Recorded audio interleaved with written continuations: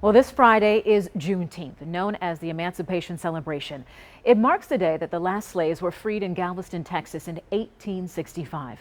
It's also a day Milwaukee comes together to celebrate the history and culture of African Americans here in the Bruce City. While this year's parade and celebration were canceled, we're here at TMJ4 still honoring those who made a big impact in Milwaukee. And this afternoon, we're talking to Dr. Bill Finlayson. He lived through the Great Depression, served in the military during World War II, and was subjected to Jim Crow laws to become one of Milwaukee's most beloved OB/GYN doctors and advocates for civil rights. This was Dr. Hilliard's office. Bill Finlayson holds many titles: father, husband, first lieutenant, doctor. I had a large practice across the board. When Dr. Finlayson arrived in Milwaukee in 1958 with his wife and his firstborn, housing segregation was a problem. School segregation was a problem. As an African-American OB/GYN physician, he wasn't welcomed in the city's best hospitals. But Dr. Finlayson was determined and became the first black doctor to have admitting privileges at St. Joseph's and Mount Sinai. That was a big deal. For 39 years, Dr. Finlayson served the community and delivered hundreds of babies. As a result of that effort, I managed to get my patients in some of the best hospitals in the city. Through the years, Dr. Finlayson found himself using his influence and affluence to make a difference for all. You have to be involved in the community that you live, obviously.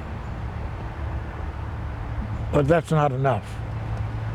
You got to be involved with the entire community. The 1960s were tumultuous times. Problems are still here. And in 1964, he asked a friend and classmate of Morehouse College, Dr. Martin Luther King Jr., to speak in Milwaukee. You remember we had a riot here in '67. Now at 95, Dr. Finlayson reflects on the current cries for change in the death of George Floyd. Were you surprised to see all the different people out in the streets protesting?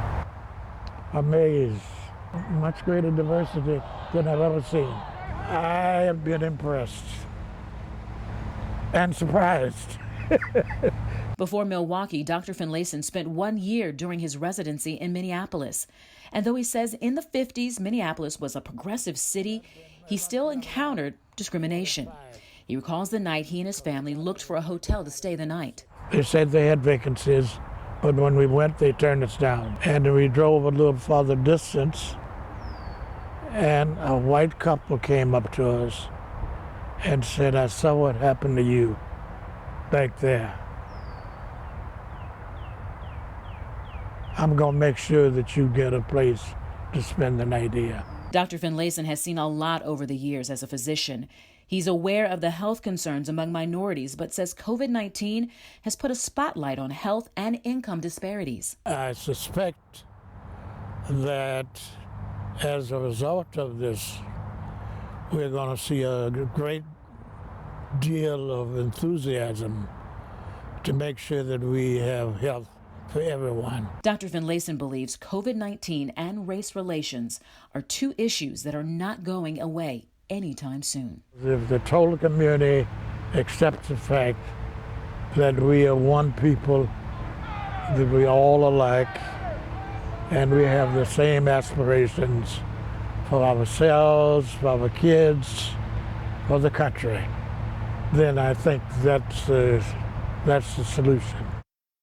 I could talk for hours with Dr. Finlayson. He has done so much. In 1971, he and a group of men founded North Milwaukee State Bank, the first black-owned bank in our city. And today, he lives comfortably in his River Hills home with his 100-year-old sister and his 2 sons.